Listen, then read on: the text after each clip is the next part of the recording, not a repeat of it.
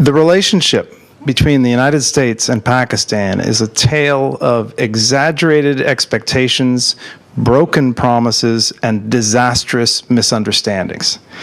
That's how our guest today, Husain Haqqani, opens his new book, Magnificent Delusions, United States, Pakistan, and the Global Jihad.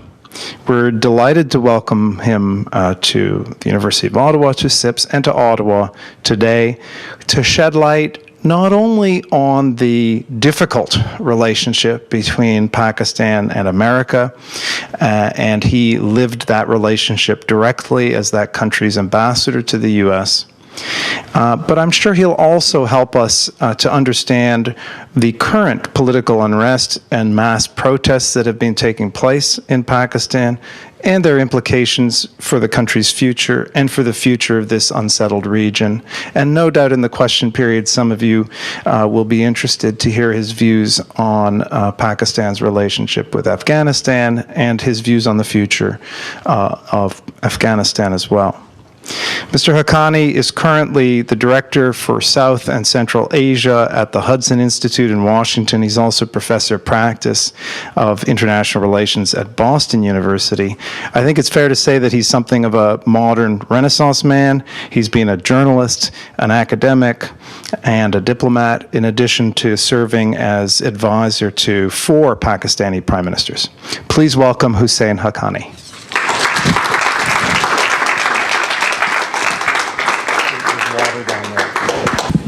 Thank you very much for that kind introduction, and ladies and gentlemen, it's a pleasure coming and speaking to you here in Ottawa. I have not been to Ottawa in such a long time that I was wondering whether somebody here even remembers me anymore.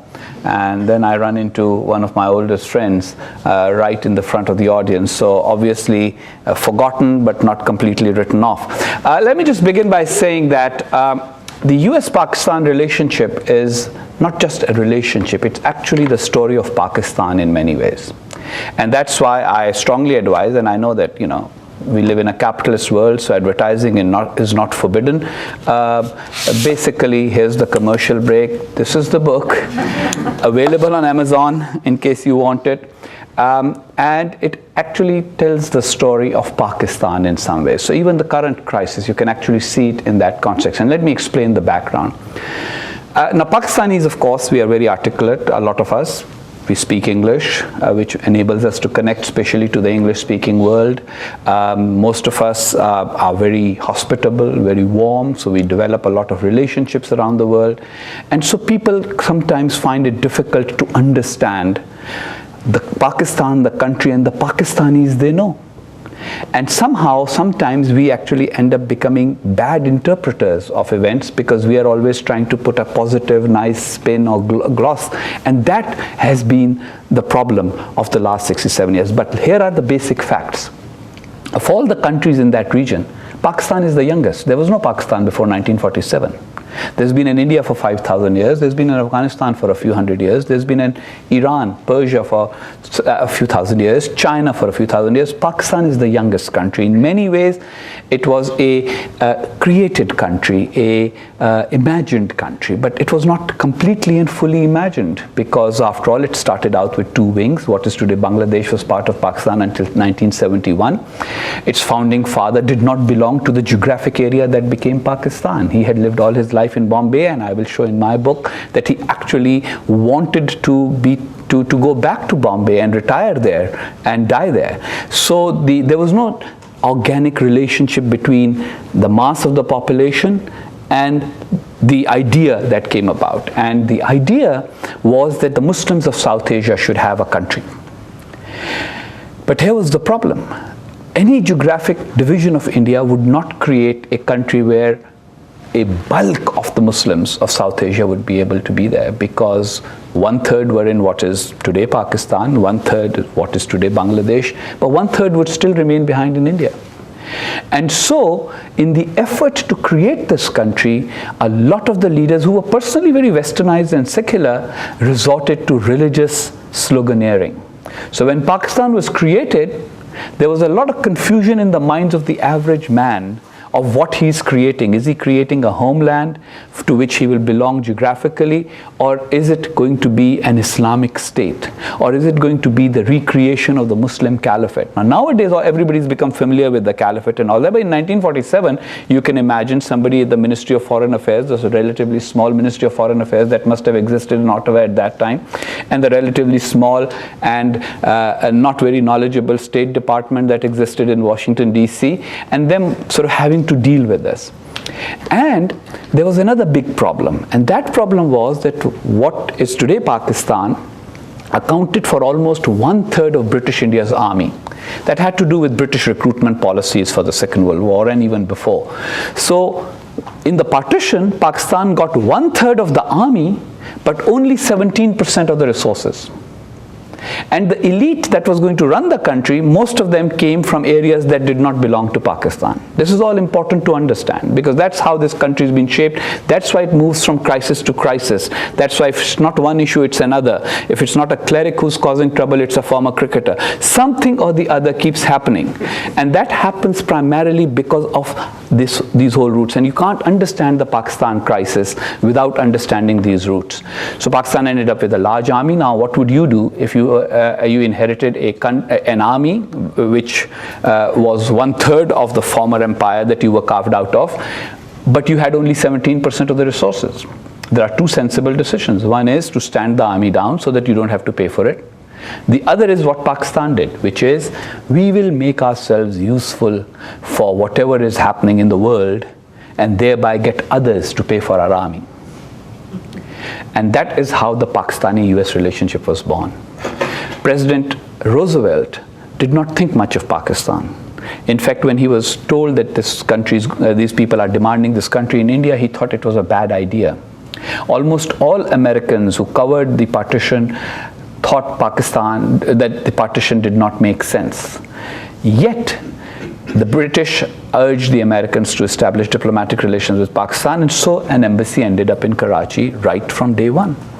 But the internal American evaluation of the post-independence of South Asia scenario was, India is going to be our natural ally.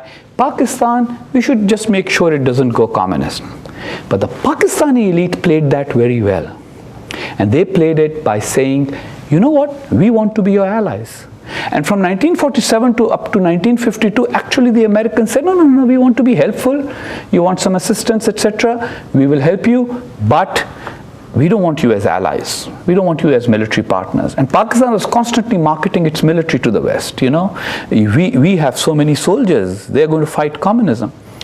In between that, Pakistan's elite had also decided that if we're going to maintain this large army, and of course there was the Kashmir dispute, which was genuine, and then the Pakistanis did feel a threat from India, which was much larger and which had not agreed to the idea of Pakistan, but had consented to it very grudgingly. But they decided that that can actually be a way of unifying the nation. Because within a few days of independence, issues had started cropping up. What was then East Pakistan was the numerical majority of the new country. And their language was Bengali. But the elite that was going to govern the country, their language was Urdu. Ironically, even in West Pakistan, Urdu was the mother tongue of only 2% of the people, according to the 1951 census. Yet they decided to make Urdu the national language. So there were riots in East Pakistan within 6 months of independence over language. And since then, it has always been a problem. Is Pakistan going to be a multi-ethnic state, even multi-religious? Even on that side, what was the original conception of the scheme of partition? What is today Pakistan would have had 23% non-Muslims, Hindus and Sikhs. But nobody anticipated the riots at the time of partition. So when the riots occurred and everybody got insecure, and then of course there was a serious effort by hardline religious elements in Indian Punjab, as well as in Pakistan. So Indian Punjab became cleansed of Muslims, and what is today Pakistan, West Pakistan, ended up becoming cleansed of Hindus and Sikhs. There are no Hindus and Sikhs in Pakistan of any significance. Instead of 23% minorities, Pakistan's minorities now are only 3%. Pakistan is a 97% Muslim country. So all of this provided the context. The Americans decided initially that this is not their business. Pakistan wants to fight a war in Kashmir against India, not our business, we just need to make sure they don't fight. And they were courting India while being engaged with Pakistan. But the Pakistani charm was working even in Karachi at that time. The Prime Minister used to invite even second secretaries from the American embassy. Now, I don't know how many of you are diplomats, have some diplomatic background, or know about diplomacy enough, or have watched television shows about diplomacy to know the second secretary is like really the poor, lowest rung of the totem pole. The poor second secretary, nobody pays attention to anywhere. You know, they usually carry the ambassador's bag. If the ambassador is a mean guy, if he's a nice guy, they walk behind him 2 steps, right? And so when these second secretaries were being invited by the Prime Minister, who used to play drums in jazz sessions, they all wrote back glowing reports on behalf of the ambassador, because the ambassador seldom writes stuff, you know, unless, so they're writing a book, which is available on Amazon.com. Did I tell you that? So they wrote these glowing reports about this country's, like, they love America. They want us. But what was going on was that the country was virtually bankrupt, had no money. And so basically what they were doing was they were asking for Uncle Sam to put in money so that the country could actually continue to function. Hence, the story of the relationship between the US and Pakistan being the story of Pakistan. Because Pakistan's first request to America for aid was $2 billion in 1947. $2 billion, 1947. The Americans gave $10 million. So you can see the difference between the expectation and the reality. But it also created another effect. It created an effect in Pakistan that, you know, America, wooing America, getting money from America was all important, and getting weapons from America would help us be able to compete with India. By 1952, the US had a new government. President Eisenhower got elected, and his Secretary of State was a man called John Foster Dulles, who made up for his lack of knowledge of the world with his enthusiasm for American leadership of the world. And his ignorance about the rest of the world was legendary. So he, for example, decided to go to India and Pakistan. The Indians turned around and said, look, we are going to create an arc of military alliances around the Soviet Union and China. China had gone communist in 1949. And Dulles went to India, and the Indians refused. They said, we are going to be non-aligned. We are a poor country, we're an underdeveloped country, we'll take from the Soviets what we can take from the Soviets, we'll take from the Chinese what we can take from the Chinese, we'll take from you what we can take from you. We are not becoming aligned. We are not becoming militarily involved. And when he went to Pakistan, of course they were eager. They said, absolutely. And our military commander at that time, Field Marshal Ayub Khan, used a sentence that's in the official State Department records of the meeting.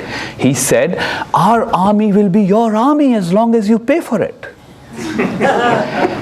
And Dulles, totally, you know, unmindful of what the Pakistan army's role was likely to be at home or in the region or towards India, etc. He said, those Indians, they don't care about fighting communism, but the Pakistanis do. And he came back with his enthusiasm, coupled with his ignorance.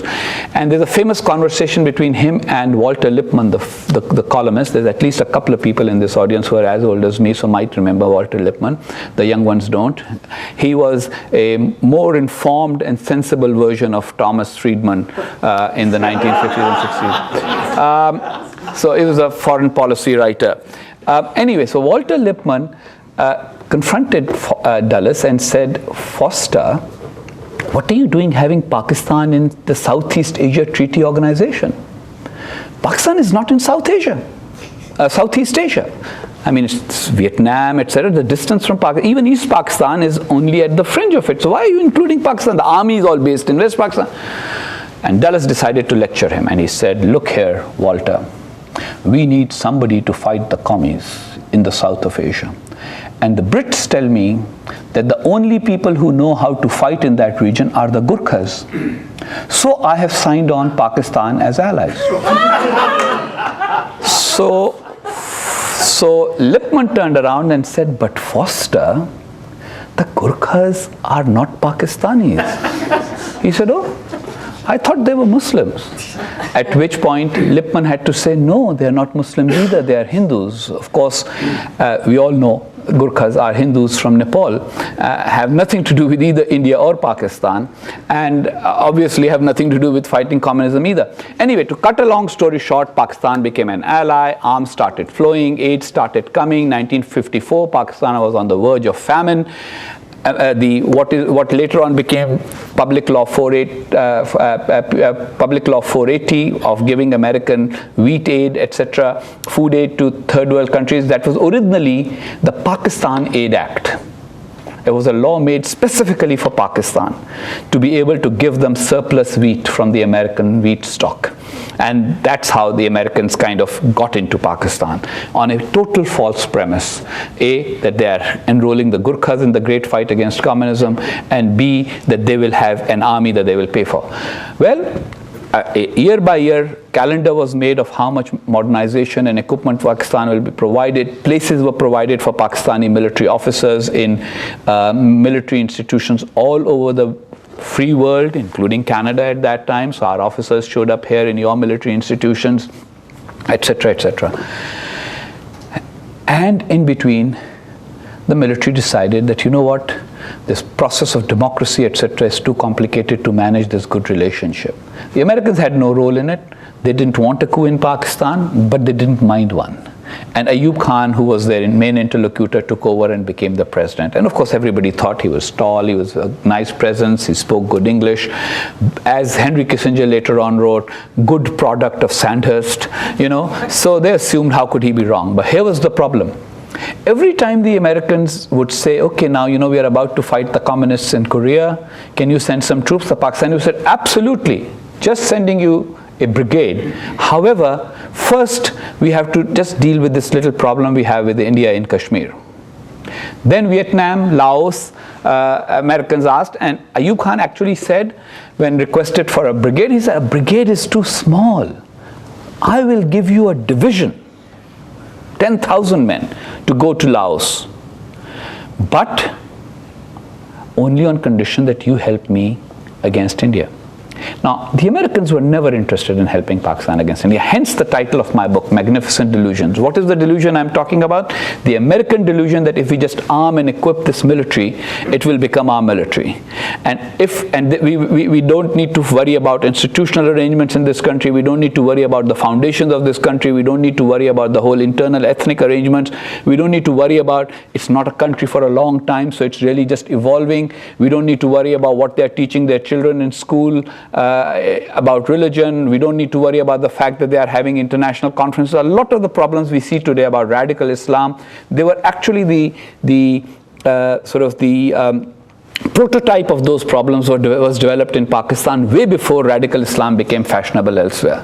When the Arabs, especially the nationalist Arabs, were all secular, beginning with Nasser, etc., etc., were westernizers in a cultural sense, while not being pro-Western in a military sense and a political sense. Pakistan was an Islamizer. It wanted everybody to be more religiously conservative. The debates were already taking place in Pakistan. In my first book, which is also available on Amazon.com, by the way, Pakistan Between Mosque and Military, I show that it's erroneous to think that Ziaul Haq made Pakistan Islamist. Ziaul Haq accentuated it, moved it faster, but the Islamization of Pakistan started from 1949. And that was mainly because what is the reason for our country? Why are we there? And so religion became, you know, the only way to shut up ethnic groups wanting, you know, why don't you allow my language to be taught in schools?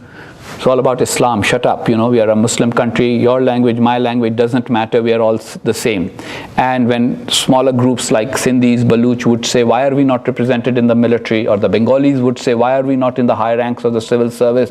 Brothers, we are all Muslim, doesn't matter whether the civil servant is Punjabi or Bengali, so let's have a Punjabi civil servant. So that kind of attitude was the attitude of the elite, primarily a Punjabi elite from one ethnic group, one area from where the military came. Relationship moves forward. By 1964, Pakistan's military feels it's very modern, it's got the equipment, etc., etc. And what do? They launch a war with India in 1965. And that's when Lyndon Johnson hits the roof and gets angry and says, but that's not what they were supposed to do. They were not supposed to use our equipment against India. And that's the first time Pakistan came under American sanctions. They stopped supply of spare parts to both belligerents, India and Pakistan, but India wasn't accepting American military equipment, so it wasn't a restriction on India. But in Pakistan, the national narrative became that, the Americans are fair weather friends, they didn't support us, etc., etc. And then, of course, we know about the 1971 war, when Pakistan broke up, the Bangladeshis, East Bengalis finally got fed up of being dominated, wanted freedom. Richard Nixon tilted towards Pakistan because he wanted to pay back the new Pakistani military dictator, Yahya Khan. And there's an episode in the book where Nixon actually, because I went to the Nixon library, I heard all the tapes, Nixon actually told Henry Kissinger, these guys are committing suicide. The country's going to break up. But you know what? Yahya Khan is my friend, so I'm going to support him. Which is a very strange and wrong way of making foreign policy. It raises Pakistan's hopes that the Americans are going to come and help us in fighting our own population. But you're just doing it because he helped you reach out to China. The only time when there was really effective and serious cooperation was in the war against the Soviets in Afghanistan. But there, again, Pakistan was the proxy. They helped create the jihad. No American physically went into Afghanistan because they didn't want to run into the situation where they would actually be taken prisoner by the Soviets, and that could become a whole problem. So they wanted to, for deniability's sake, they did it all out of Pakistan. Americans thought they were fighting Charlie Wilson's war. I'm sure people have seen the movie or read the book. But I point out that it wasn't Charlie Wilson's war for Pakistan. It was Ziaul Haq's war. What he was trying to do was, his obsession and focus on India required that we focus on, make sure that Afghanistan does not become a friend or ally of India. And then, of course, the Soviets left, Americans left the region. Pakistani narrative, partly true, is that the Americans left, so what could we do? There were all these armed people from all over the world who had come. Although there were options that Pakistan could have pursued, which I have argued for when I was in Pakistan while serving there, and in things like supporting the Taliban was not necessary. But it was all connected to what I call the Pakistani paradigm. The Pakistani paradigm is, Islam is our national unifier, India is our permanent enemy, and America must support us to be able to, it basically is the underwriter of our economy and our military. That has had really stunting consequences for Pakistan. So I'm waiting for questions and answers because I don't want to give a very long lecture. I think I am almost close to the time that I'm supposed to stop talking. I'll expect questions on current situation and I'll connect the dots for you. A lot of Pakistan's dysfunction, and the dysfunction is apparent. In 1947, what is today Pakistan had a literacy rate of 16%, 1/6. What is today India had a literacy rate of 18%, 2% difference. Today, what is today the remainder of India after partition, it has a literacy rate of 75%. Pakistan's literacy rate is 55%. The 2% has become a 20% difference. 1/3 of school-going age children of Pakistan don't go to any kind of school. Not madrasa, not any school. 1/3 of a very young population. Median age is 21. Half the population is below the age of 21. The national narrative is all about global conspiracies against Islam, etc. So we have the vice chancellor of Pakistan's largest university, Punjab University, is a physicist by the name of Dr. Mujahid Kamran. Google him. He got a PhD in physics from Edinburgh University. He also got a Fulbright in physics to come to America at one point. So he was, I think, in one of the universities in Georgia. But guess what? As vice chancellor, he's written a book last year which on the one hand says that 9/11 was an American inside job to find an excuse to be able to attack Muslim countries. Conspiracy theory that you find on the web considerably, but he says something else, which from a physicist you don't expect because it's something that's a physically verifiable thing, and anybody who's been brought up on an empirical education would argue that, okay, I should need to check it. And I'll tell you the story as soon as I've told you what he claims. He claims that the West is controlled by a cabal of bankers, which you know is a phrase from Mein Kampf, a reference to Jews. And he says it's controlled by a cabal of bankers who implant microchips in the heads of leaders especially in the third world and the Muslim world, and manipulate those leaders with those microchips. As an unabashedly pro-Western, pro-American, Pakistani political figure, I actually volunteered and said, this head is available for a physical experimentation. Find the damned microchip, take it out, it'll make you happy, and it'll probably free me of this illness of wanting Pakistan to change. And of course, there was no reason, it's totally fabricated. So for a PhD, but what worries me more is not that he said it. There are crazies in academia all over the world. Nobody laughed at that. Everybody takes it all very seriously. We know. But once he had said that, I mean, if it was a top university vice chancellor or president here, his children would go to him and say, Dad, you need to see a psychiatrist. This man has not been removed from his position. He's still heading the country's largest university. So that shows you something about Pakistan's national discourse, which doesn't always come out when you see day-to-day reporting. You see the conflict part, you see the war part. So here's what I will summarize. The US-Pakistan relationship is why I call it a magnificent delusion, the American delusion that if we just put in money, and now by now, America has put in $40 billion in economic and military assistance in Pakistan since 1948. 40.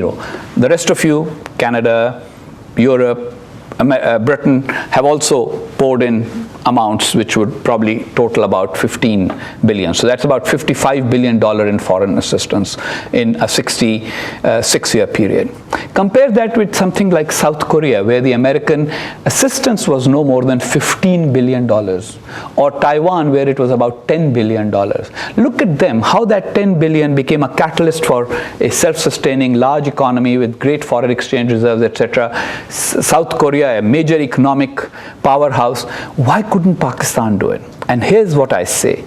I say that the Americans were deluded that without getting Pakistan to change or give up on its policies, especially in relation to India, in relation to its own national identity, in relation to Afghanistan, just by being big donors, they will be able to change Pakistan and buy influence. I think that was a delusion.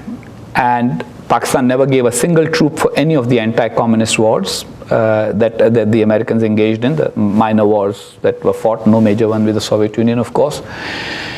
Pakistan remained singularly focused on India. All American military equipment ended up being used.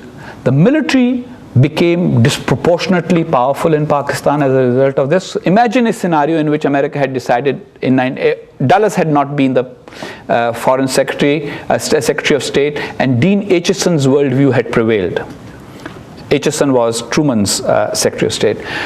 And they would have said, okay, if India doesn't want to become our ally, we don't want Pakistan as an ally either. We don't need an ally in that region, we'll have friends, not allies. We don't really need to go into that theater because these guys have a problem and we don't want to become the support. Would the Pakistani military have been able to sustain this eternal conflict with India? Because obviously it had no money, it had no weapons. Even now, they want to come back to Uncle Sam every 2 years after abusing Uncle Sam because Uncle pays the bills. And India's economy now, of course, is kind of slowly, the wheels are turning, it's moving faster. So now they have money to buy stuff. So India plans to buy defense equipment of $200 billion over the next 5 years. The size of Pakistan's GDP, real GDP, is $236 billion. So how's Pakistan going to compete with India? So this is actually something the American relationship has sustained, the idea of Pakistan being able to compete. Now what is Pakistan's delusion? Pakistan's delusion was that just by receiving external assistance and playing these little games of, yeah, we are there for you whenever, want to fight the commies? Here we are. Want to take on the Soviets? Run a proxy war.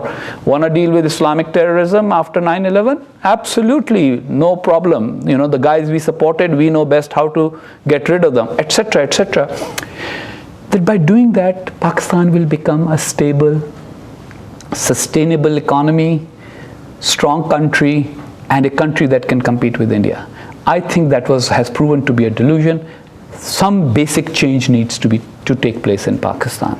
Pakistan needs to look inward, focus on those children who are not going to school, focus on building a self-sustaining economy, stop thinking about external assistance constantly as a means of bolstering its military capability, make peace with India, get out of Afghanistan, because Pakistan, even though it's a nation of 180 million, even though it has the world's 5th largest military, the military is only one element of national power. There are other elements of national power that are lacking. A country whose foreign currency reserves dip each time an installment of foreign aid doesn't arrive on time needs to rethink its overall big strategic issue. And above all, Pakistan needs to get out of strategic delusions about being, it's an important country, it's my country, so I obviously love it, but it's a country that should not exaggerate its role in the world. The assumption that our strategic location makes it impossible for the rest of the world to ignore us has had strategically disastrous consequences of Pakistan. So that, in my opinion, is the issue here.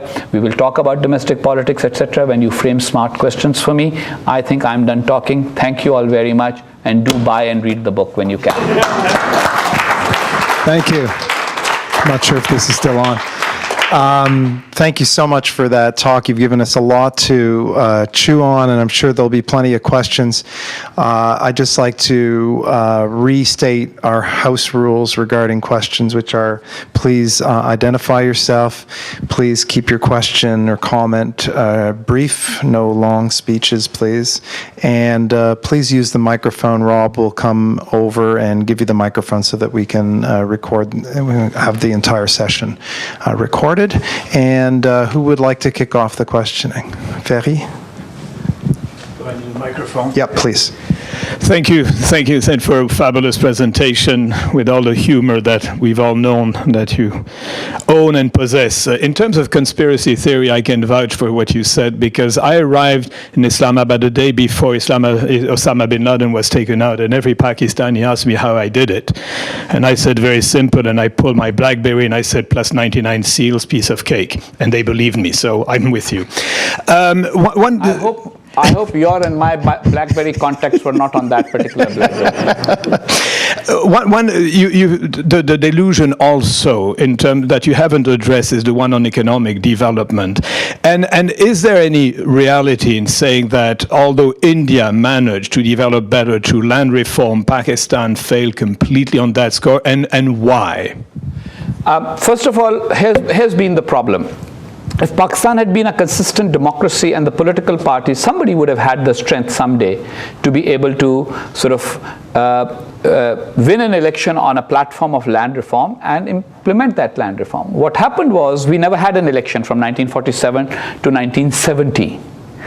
1958 came the military coup. So 47 to 58, what we had was the feudal politicians who had been elected in 1946. They were able to re-elect themselves from within the assembly. The outgoing assembly would elect the new assembly, no recourse to the general electorate, which was a silly kind of arrangement. So that kept the land reform blocked. There was minor land reform then. Then Ayub Khan came, he did some land reform, but then he realized he didn't have a political support base. So what's the easiest way to get a support base in a country where you do have land-owning feudals with local ethnic or tribal or cultural loyalty?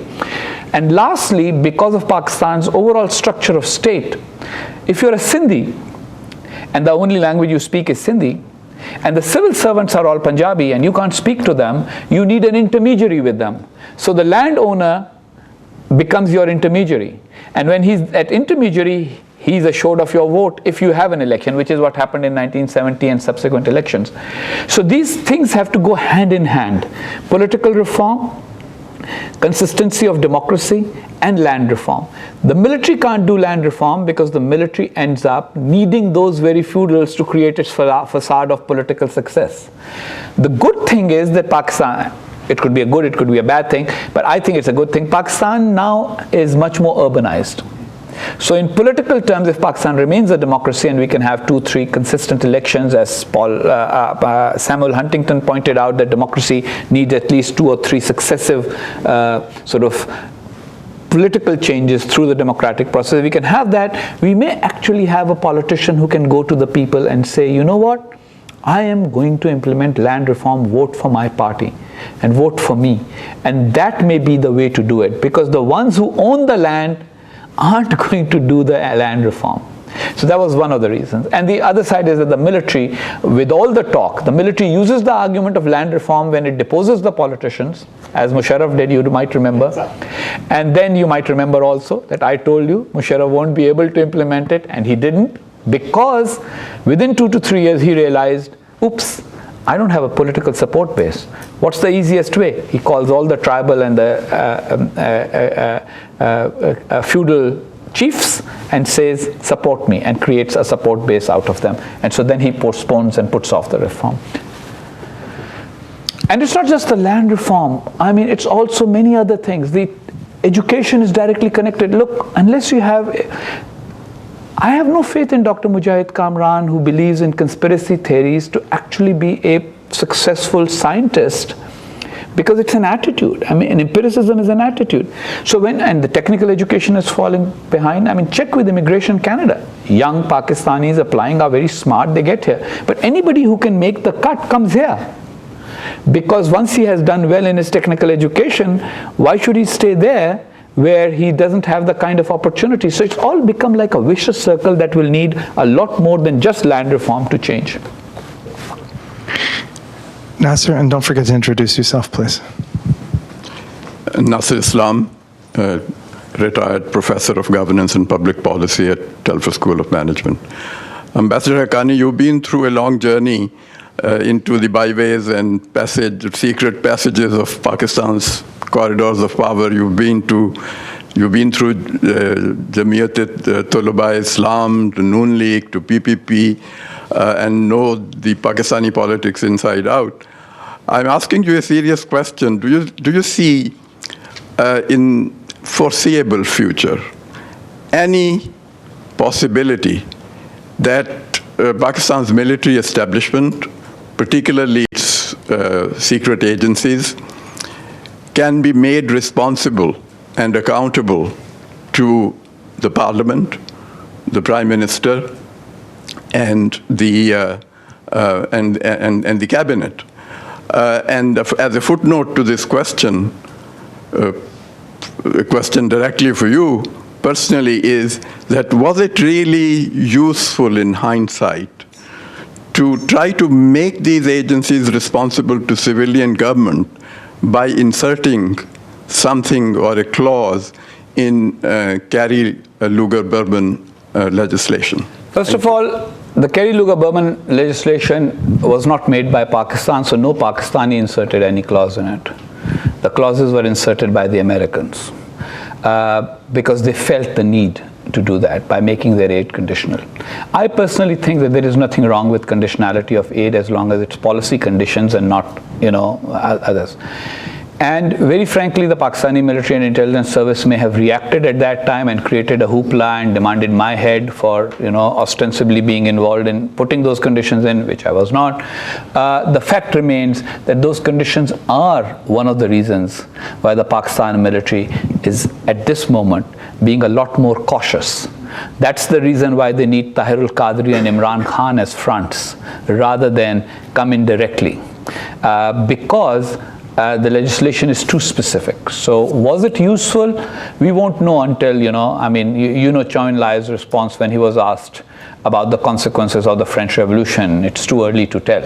So was the Kerry-Lugar bill successful? I think that the dependence on foreign assistance of the Pakistani military still remains so formidable that, and you know that, look, most countries sell military equipment. And Pakistan is in no position to buy. We just don't have the hard currency to buy. So that is one of the reasons why they they foment anti-Americanism and go America, go protests and everything. They orchestrate them like they did immediately after bin Laden. And yet, they always come back, hat in hand, and asking for assistance, because America does give military assistance. Only recently, the Pakistani military has made a request that, the used equipment from Afghanistan that you are not going to take back, because sometimes the cost of bringing it back to America is too high. So Pakistan's military has actually had the used equipment from Korea, the used equipment from the Gulf War, and now they want the used equipment from Afghanistan. They also made a request for the used equipment for Iraq. That was made while I was ambassador, so I remember that distinctively. And the argument at that time was bringing it from Iraq to Pakistan was not feasible because it couldn't be brought on on trailers from containers from Iraq through Iran into Pakistan. So that's my answer to that part. Will they relinquish? No, they won't. They don't want to.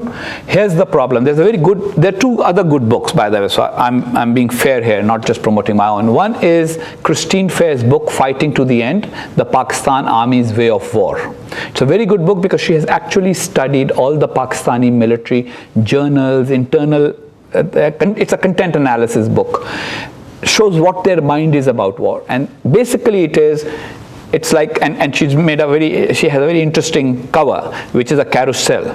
So the general sitting on a carousel. They just won't give up. Like 1971 wasn't a big defeat. East Pakistan would have gone anyway. They've never actually analyzed their own defeat and accepted that maybe competing with and fighting India is not really Pakistan's way forward. So that's on the domestic front. The other book is a book by Aqil Shah, who has written a very good book called Democracy and the Military, or Politics and the Military. I can't remember the exact title, but in it he analyzes how in the National Defense University, etc., the Pakistani military spent something like 65% of its time discussing non-military matters, because they have convinced themselves that they are the only force and only institution that keeps Pakistan together. Those Baloch, instead of considering them as people of Pakistan, that those Baloch who disagree with Pakistan right now, for example, in Canada you had a problem with Quebec for years, but you always thought of Quebecers as Canadians who were unhappy with the federal arrangement. So what kind of federal arrangement can we give them? That was the attitude. Here, the Pakistani military says, those Baloch, they are not happy with Pakistan. How do we crush them? Those Sindhis, they are not happy with Pakistan. They are not good Pakistanis. That Pakistani ambassador to Washington, idiot, has now changed his mind and he has new ideas about us. How do we get rid of him? This prime minister, he wants peace with India. He must be a traitor. That mindset will take a very long time to end. So the expectation that they will do it voluntarily is not going to happen. It's going to be force of circumstance and fiat of politics or economics that will make them change. There's a couple more questions. Hands, I see the woman at the back, and then we'll come up to the front.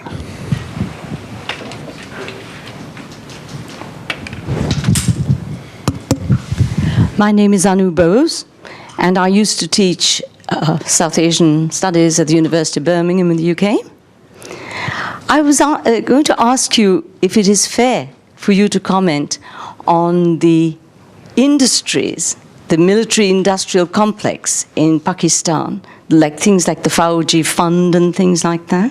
Well, I mean, I could comment on it, but there's a lot of literature on it already. I mean, for example, the only brand of cereal you can eat in Pakistan is called Fauji cereal. Fauji literally means military.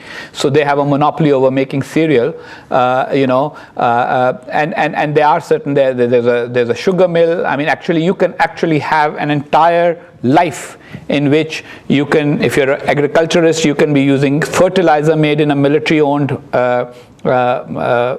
fertilizer factory. You can use a tractor from a factory that assembles tractors, which they run. So they are in business that way.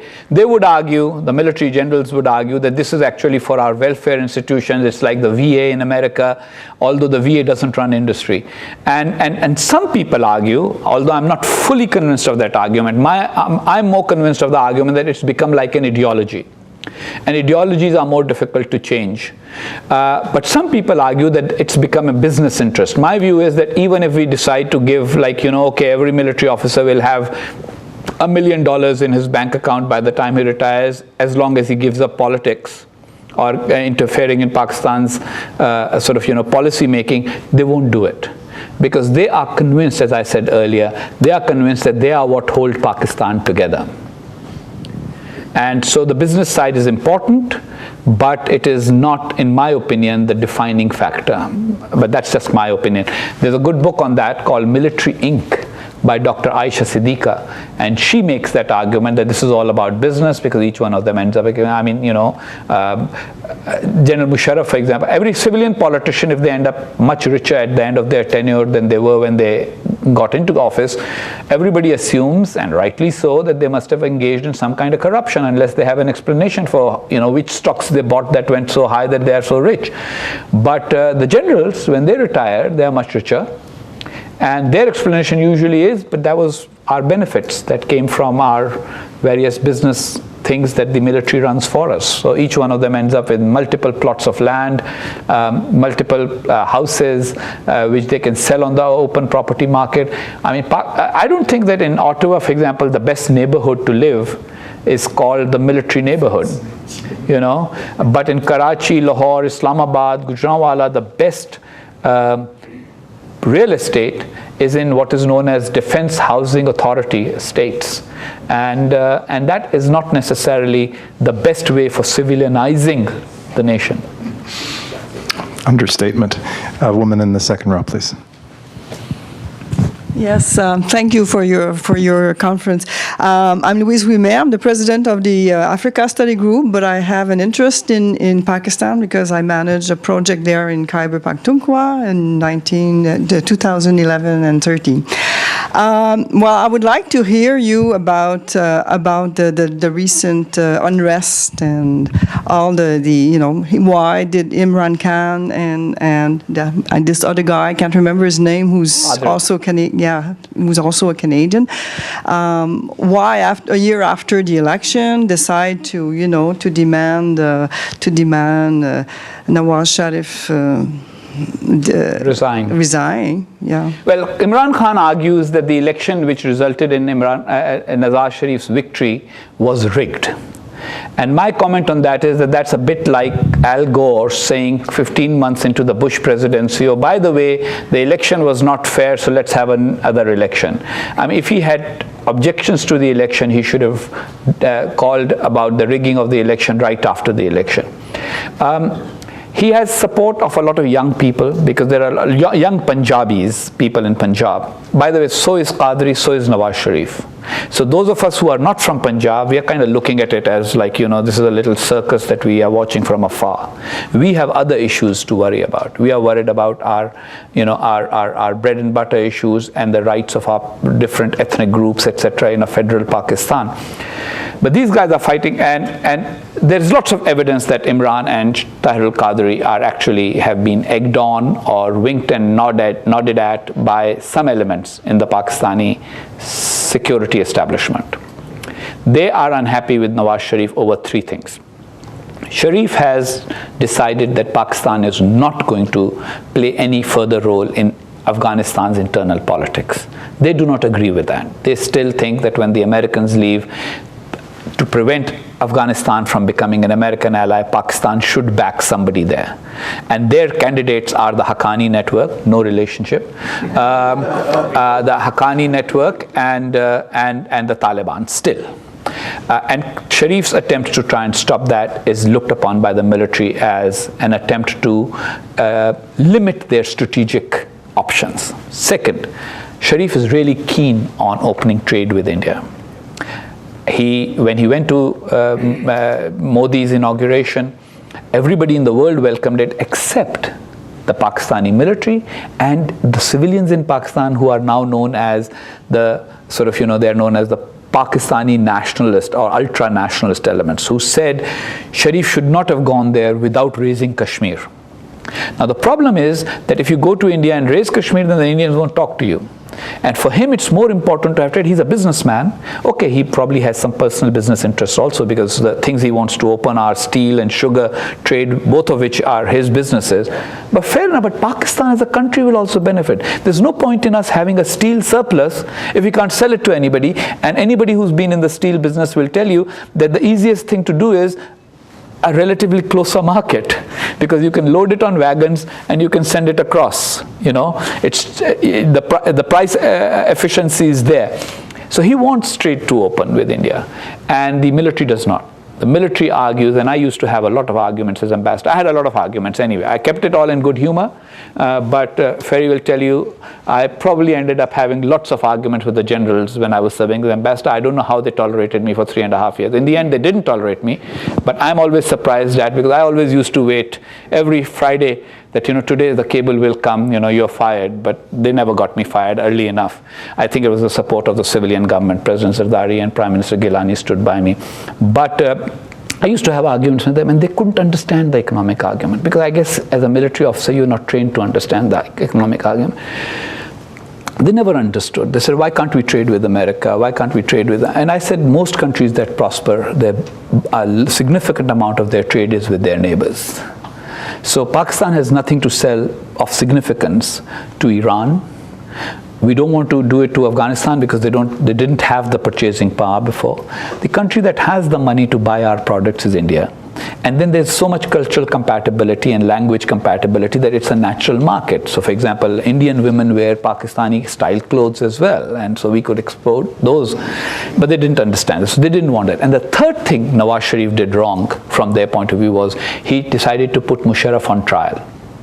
And the Pakistani military's worldview, a general never is to be put on trial by the civilians. They never allowed the people who were responsible for massacres in East Pakistan in 1971, they never allowed them to be put on trial. They never allowed the people to be put on trial who were responsible for making IJI and diverting government funds for political purposes in 1988 against Benazir Bhutto in 1990. Never. And they don't want Musharraf tried. So they have been instrumental in encouraging. Mr. Qadri is a religious cleric. He left Pakistan in 2004, I think, came to Toronto, found people here. He got a lot of following amongst the more pious Muslims because he's a good religious orator, and so people turned to him. He collected a lot of money from them. Then first he went 2 years ago to Pakistan. I am bringing a revolution with his 30,000-40,000 followers who consider him like a saint, and they're just sitting with him, and then they froze. And Zardari handled them very nicely, sort of, sent tea for everybody, the government party ended up showing up with food and tea for these demonstrators, so then they slowly, and every time said, why are you sitting in the cold, go home, and some of them went. This time, he has the partner in Imran Khan. Now, Imran Khan's advantage is that he has that whole cricket reputation, but he's also a relatively good-looking man, which appeals to some people, I guess, in politics.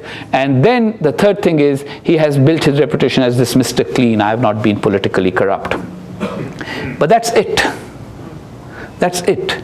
I mean, he has shown no political wisdom ever, doesn't seem to understand constitutional issues, doesn't understand, political. So he just wants, he thinks he's 62. If he doesn't become prime minister now, it'll be too late for him. So he's putting the pressure on that. Both of them have cult-like followers.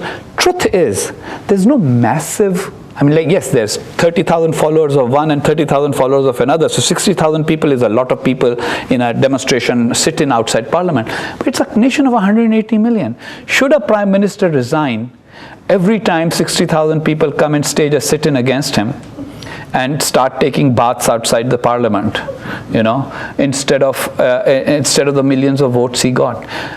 Underlying, however, is also that the urban educated middle class that by and large has been apolitical in the past is really frustrated with the major political parties. So the college students, etc., who are part of this whole Imran phenomenon, and that's why the Imran phenomenon is a stronger phenomenon on online, Facebook, Twitter. They're just like rather abusive and poor language, but that reflects on Pakistan's educational system. But these are college kids mainly, and Pakistani college kids who've become enthralled by it, and they just want it quickly, and Imran is their hero. My fear is that it'll just be a deadlock that will just last for a long time, and if it lasts too long, the military can intervene, and if it does not last too long, there will be some use of force by one side or the other. Either way, Pakistan is not going to benefit. We have time for a few more questions. I'm going to take the liberty of asking one now, if you don't mind. I think that what you've set out very articulately is a description of why the current situation is locked into a certain pattern, both within Pakistan and in the bilateral relationship between Pakistan and the United States. What is less clear is whether there's any prospect at all of breaking out of these patterns, both the diplomatic pattern and the internal political pattern. You suggested that there might be, broader economic, political conditions. Can you be more specific about what would be required? Well, what would be required is a more complex question, and maybe sometimes not giving prescriptions is a better way of doing it, because I always say that coming to America, I found that Americans always want to look at the world as a problem for them to solve. I always say, no, look at it as a situation for you to understand. So then once you've understood, then we can all reflect on how to change things and all that. So we know what needs to be done. Pakistan needs to invest in education, etc. But how we will reach there? First, I think that the American trough, in which everybody's everybody's been snorting for a while, that trough, I think, is going to shut down anyway by circumstances, because the Kerry Lugar money is running out this year. I don't think Congress will renew it. I think bin Laden had a tremendous effect on America, which Pakistanis don't realize. Americans, the day after that, 2 days after that, I went to Congress. I was the ambassador at that time, and congressmen who were dear friends of mine said, Husain, I hope you know your job has become 3 times, maybe 10 times more difficult, because now my constituents have turned against Pakistan. You've always heard about opinion polls in which 83% of Pakistanis say they don't like the US. Well, guess what? For the first time, 73% of Americans don't like Pakistan anymore either. And that makes it very difficult for America to continue to sort of send so much money to Pakistan and its military. So that will be one factor. India, second, India's rise. China, India. For the first time, the Chinese president is going to India without coming to Pakistan, because he wanted to come to Pakistan to keep the relationship sort of again. But Pakistan, because of the riots, they decided to cancel it. He's going instead to attend Modi's birthday party in his hometown. That is going to be a new entente that will make Pakistan, on the one hand, it will feed the paranoia about Pakistan being a constantly beleaguered state, which therefore needs to be a garrison,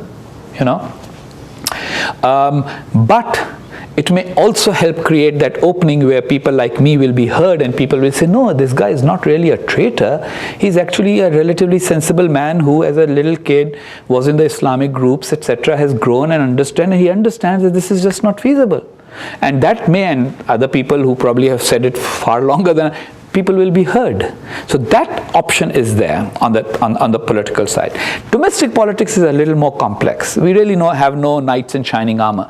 But my answer to that is, if you look back at political history of other countries, sometimes very ordinary wheeler-dealer politicians have delivered significant changes, and so that could happen. But I think most of these exogenous or external factors are going to be significant in case of Pakistan. The Americans turning back, unless the Americans start a new round of delusion, which they are perfectly capable of, with all respect and affection for them. But unless that happens, I think Pakistan's strategic chickens are now coming home to roost, and that may be the basis for change. There was a question in the back here, and then we'll go.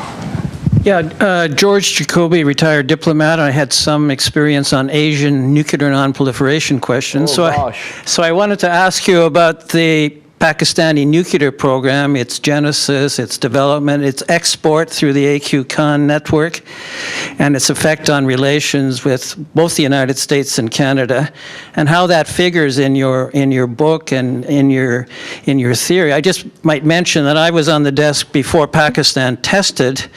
We were certainly concerned about the safety of the CANDU-based Canup nuclear reactor, and we allowed a little bit of nuclear safety assistance at the time. I don't think we could do that now, since Pakistan has tested. But on the other hand, India has come into has sort of modified its relations, its international nuclear relations, and Canada now can cooperate with India, but it can't with Pakistan, which remains outside the NPT. How is that going to be resolved? Well, first of all, again, the rational options are very much there, but as I have said, I hope everybody will go home with one line that I want everybody to remember. All I'm saying is that Pakistan should be understood in the ideological context rather than the purely rational context. This has been a big mistake people have historically made. They've always assumed Pakistan's military is just a security-seeking military, it's all worried. No, it's made it into an ideology. So the nuclear weapons have also unfortunately become part of that ideology. And so the ideological dimension is more difficult to check. The rational options, of course, are that Pakistan follows the Indian route, and we actually open ourselves to inspection, bring ourselves into some kind of restraint regime. We have nuclear weapons. We've tested them openly. Of course, Canadian policy on this was much better than American. There's a whole, I've explained the American folly on that. There were actually people in the Reagan administration who thought, what the heck, if they get nuclear weapons, what's the big deal? Because very frankly, they'll only use them against, I mean, not that they'll use them, but they'll only use them to threaten India, so that's not such a bad idea, which was a very short-term and, in my opinion, very stupid way of looking at things. So going back to, like, demanding that Pakistan and India come under the NPT is no longer an option because they've already tested. But the Indian route is much better, which is a civil nuclear deal, which puts their military things separate and the civilian separate, and then gives you all access to the civilian as well as the military, military to the extent that it remains restrained. The problem in Pakistan is that part of the ideology that has evolved is that the West wants to defang the world's only Muslim nuclear power. And so therefore, I mean, I have an episode in the book which you will probably enjoy of an American diplomat telling me that, the American Geological Survey did a geological survey of Afghanistan and found all the minerals there. They offered to do something like that for Pakistan, and the Pakistani intelligence service objected that while they are doing a geological survey, they will be able to locate all our nuclear weapons, and then they will be able to take them out. And any amount of argument I made that, look, the Americans never stole Soviet Union's nuclear weapons while the Soviet Union existed. Why would they steal ours? Let's just be mature people and talk about it and cut a deal and come under some nuclear regime. A new one maybe. By the way, I personally think the NPT, there may have to be an NPT plus, in which you may have to add to the NPT to provide for India, Pakistan, and Israel, countries that already have nuclear weapons. Why let them be kind of outlaws instead of bringing them under some kind of a legal system? But that's me. But chances of me running Pakistan's policy are almost as much as, Imran Khan going back to cricket. Got time for a couple more quick questions at the back side here, please. Yeah. And I don't mind hanging out for 5-10 minutes after we are over for those who want to talk to me personally. So, Mahmood Naki, I just had a quick question. You've been an early adopter of Twitter. You have, you have 100,000 followers. I was wondering, is this your views on it? You share poetry on Saturdays and things like that. I was wondering your views on, is this a way of accessing new voices? Are these the same old voices? And what would be the best ways of using it to understand Pakistan better? Well, I mean, a lot of Pakistanis take to Twitter to express themselves, and so it's a means of getting to a lot of people. I just use it to express myself. I think my followers are divided, 1/3, 1/3, 1/3. I have Pakistani followers, 1/3, 1/3 Indian, and 1/3 in the rest of the world. And so I just express my opinions. If I were back in Pakistan, I'd be doing the same thing, hopefully on television if I was allowed on Pakistani TV. A lot of us are using Twitter and Facebook as a means of getting opinions which have become quote-unquote non-kosher opinions in Pakistan. You can't say certain things in Pakistan, like this thing I said about the nuclear thing. I mean, it's like blasphemy in Pakistan, or saying that the blasphemy law should be revoked. That's also something you can't say anywhere. Or as I have done, started speaking out for the Ahmadis, who I think are Pakistani citizens who have really been marginalized and very unfairly treated. Look, you can have any opinion on religion. There are people in North America who don't consider Mormons Christians. There are Christians who don't consider them Christians. There are Catholics who don't consider Protestants Christians. But you can't make a law about it, let alone make a constitutional amendment that forbids them forever to, have any privileges or many privileges of citizenship. So those are arguments I use on Twitter. Good thing is somehow, even though I can be very, shall we say, I can talk long when I need to, Twitter trains me how to say the same things in 140 characters. Oh, that's quite a discipline. Last question over here, please. My name's Tamreez Khan, and I'm a fellow Pakistani. In all our discussions about Pakistan and its current and past history, it's always the military that we talk about, including today's discussion. But none of us really talk about the civilian aspect of the country and how much that has messed us up as well. And if we do talk about that, it's always in the context of the relationship of the civilian government with the military. But our civilian governments have also not exactly had the best or the clearest of past.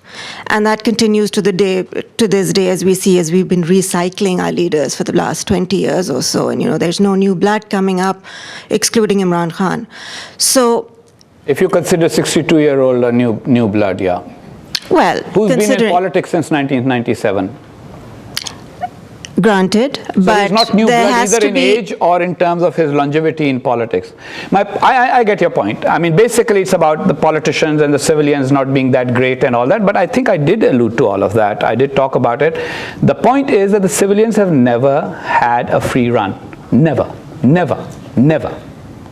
Zulfikar Ali Bhutto, I demonstrated it in my first book, how many constraints he operated under from the military and the intelligence services. Benazir Bhutto, thrown out twice from government, not allowed to complete her term with a clear parliamentary majority after winning a vote of no confidence against her, defeating it.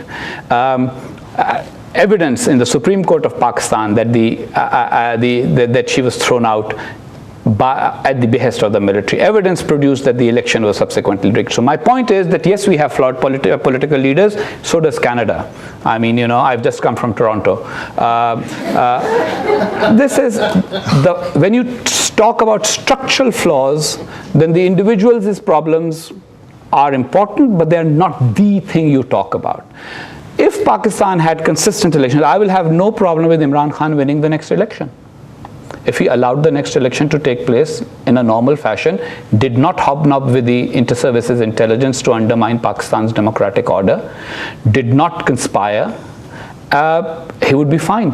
And new blood you talk about, new blood normally comes through this situation. You elect a Rob Ford, and then you realize that you need to elect someone else. And that's how new blood comes in democracies. So when you do not allow the consistent process, I mean, India, they had families, this, that, but a guy who served tea at a tea stall is now their prime minister. How did that happen? That happened through the process. So those of us who emphasize the military are not trying to ignore and gloss over the flaws and weaknesses of our politicians. We are actually talking about the structural weakness which comes from the military, not just because of the civilians. Imagine a Pakistan in which, after creation of Pakistan in 1947, the election had been held, like in India, exactly when it was due, which was 1951. Imagine. So a set of people would have been elected. In 1955, there would have been a chance again to defeat some of them and elect somebody else. In 1960, there would have been a third chance.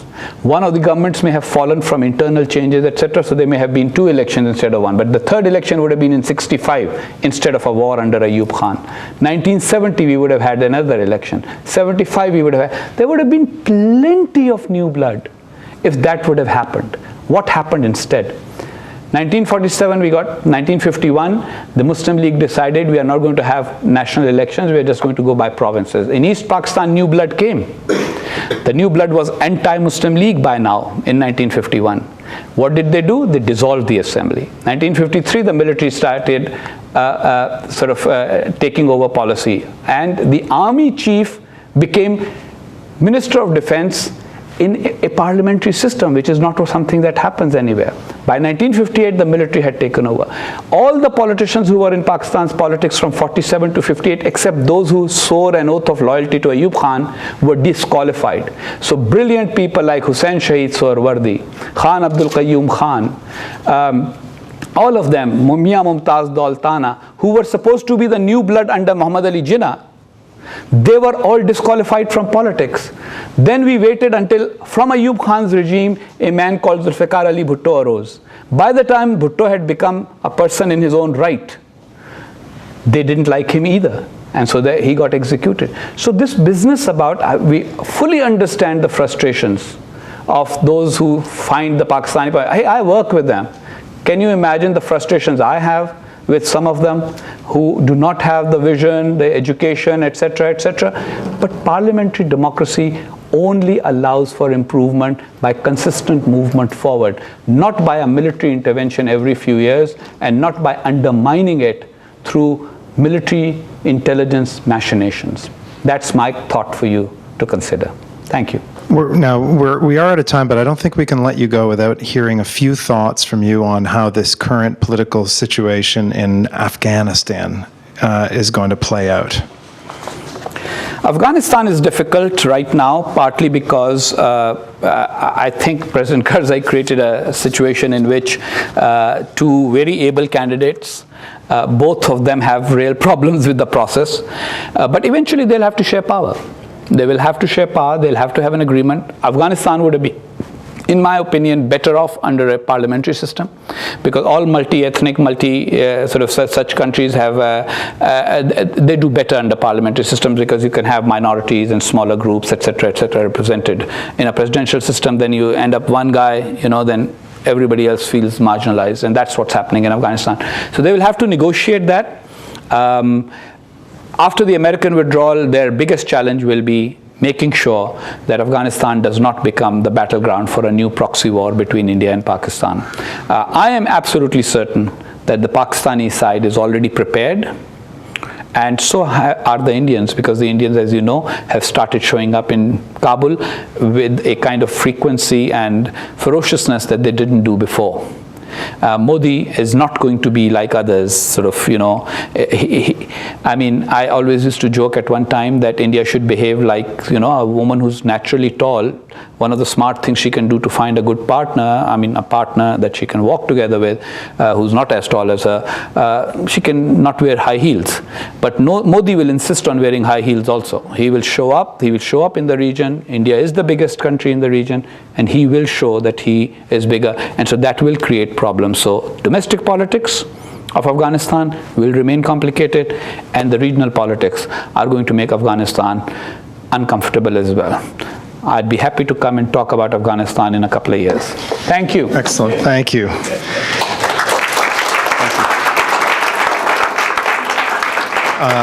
It's been a very enlightening session, and really, especially after hearing you today, I think that you picked the perfect title for your book, Magnificent Delusions.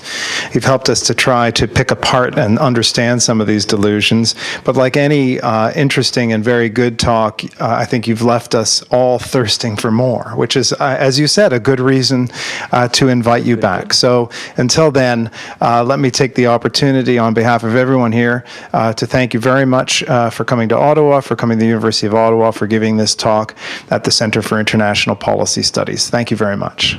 Okay.